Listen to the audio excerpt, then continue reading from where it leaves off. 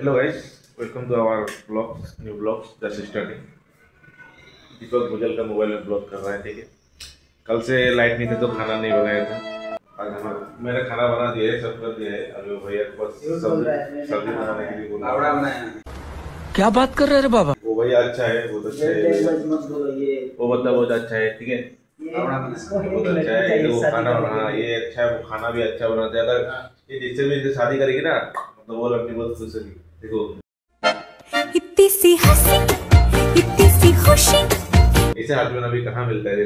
इतना अच्छे से खाना बना रहा है यार। ये हाँ, खाना बनाना कौन देता है यार?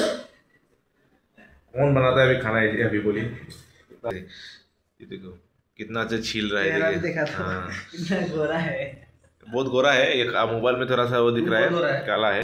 माँ मुझे काला क्यों बनाया?